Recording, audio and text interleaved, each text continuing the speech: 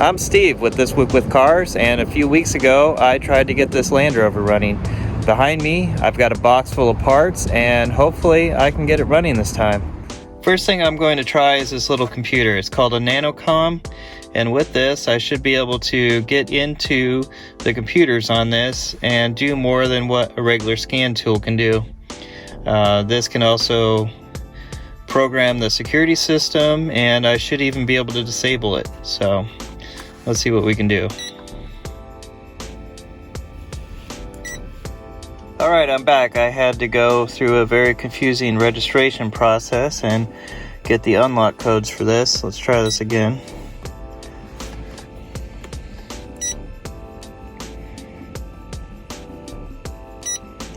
Let's go into the security system.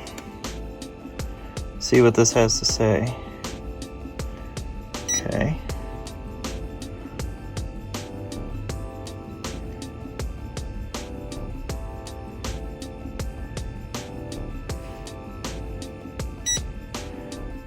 I think it's seeing the BCU, but BCU is not seeing the ECU. Okay, so it looks like I can communicate with the ECU just fine here. Okay. I'm not sure if this is actually communicating with the BCU.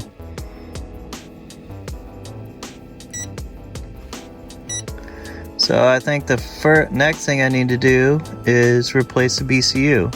And luckily I ordered one of those. Here's the new BCU that I ordered. And if we look down here, I already took this panel off. Our ECU is right there, and the BCU is sitting right next to it, hanging above the floor. So I'm just going to pull those connectors off and plug this other BCU in. You can see I have the 4 connectors disconnected from the BCU, but on the side of it there's another connector that connects to that. And it's a bit hard to get to it from down here, so I'm going to pop the glove box open. And I'm going to pop this down so I can get access to that. Now you can see the other connector coming in the side of the original BCU. One thing I noticed that when I disconnected the connectors below, they were wet and there was water on them. So I think water's gotten onto this BCU and ruined it. You can see there's a lot of rust in here. I have the new BCU sitting there beside the old one. I've got the side connector on.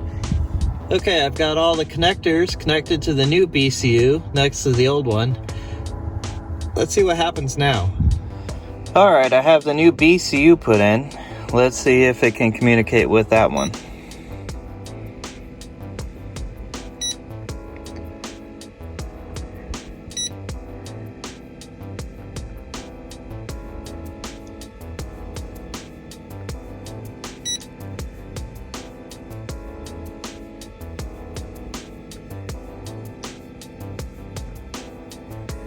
And it says the same thing again.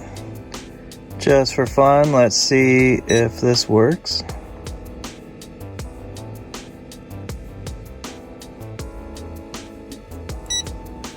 Okay, at this we can check our XYZ switch.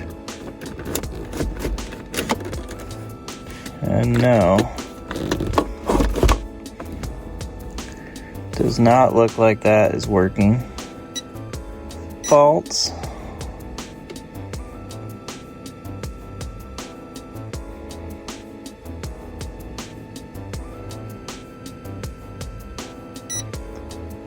Let's clear that. Occurred 2 times, signal too high.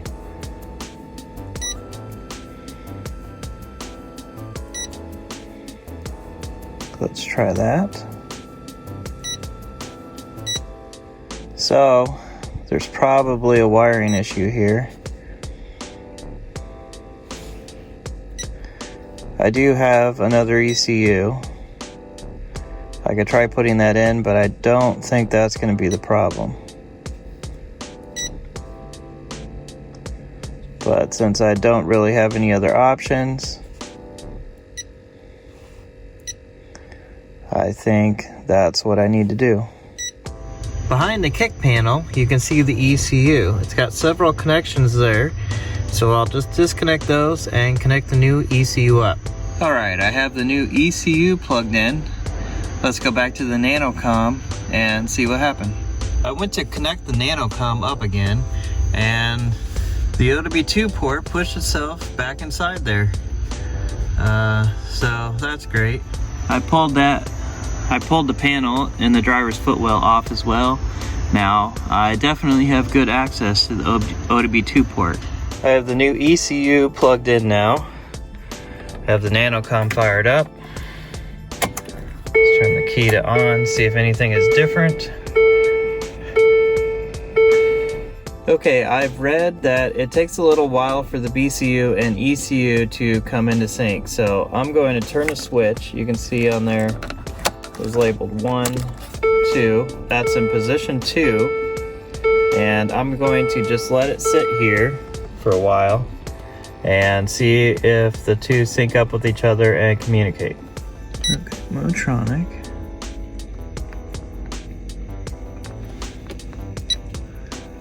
Utility.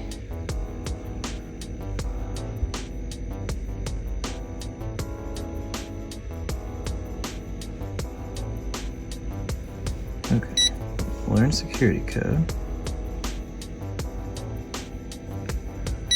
Okay. Now it says to power off and cycle the truck. Okay, turn it off completely.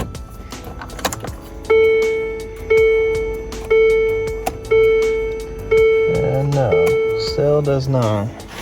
Okay, I fiddled around with the wiring for a while, and now I've connected the battery again, and this light is flashing. That's something I've never had before. And also, the light is lit for the key, so hopefully I'm gonna have better results now. Let's turn the key back on. Okay. It actually says park now for once.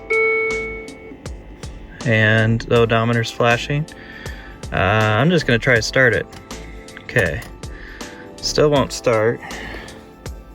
And I wanna find utility and learn security code.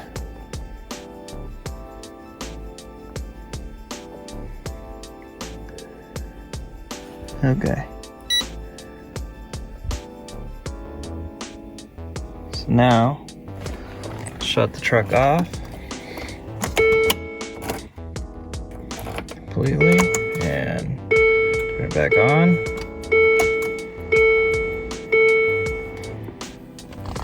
Let's see if any of the windows work now. Okay. The windows do work now.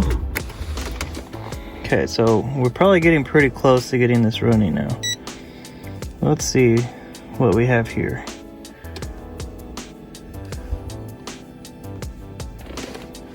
Okay, looks like the security code might have been learned. Okay, I was messing around with the shifter and I put it in neutral. And now it looks like I can start the truck. And it does start, but then still dies right away.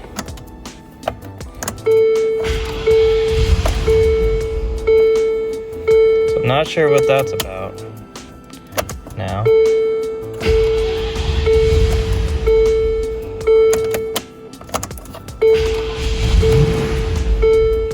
Okay, I think this is what I'm trying to tackle right now. Everything in the truck seems to work for the most part, and the vehicle will start for a second but then dies right away. I think I'm still having problems with the immobilizer. Okay, one part I've been keeping in my back pocket is a crank sensor, and I think now's the time to install it. I bought this originally because these go bad all the time on these trucks, and might as well throw it on and see if it makes any difference. Looking underneath the car, the crank sensor is by the left-hand side exhaust. If you look up past the exhaust, there's a little heat shield right there, right in the center of the screen right now. That covers up the crank sensor. So use 7mm wrench to get that off.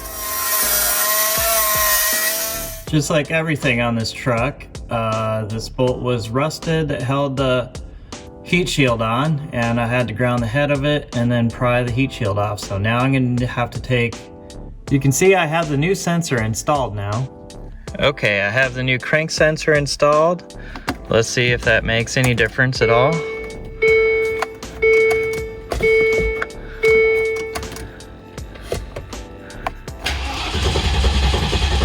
And no, it doesn't. Okay, it was not starting anymore, so I put the other spare ECU that I had back on. Now it will start for a second, and then it dies. I've installed a spark sensor there, so that when I crank it, I can see if it's cutting power to the ignition.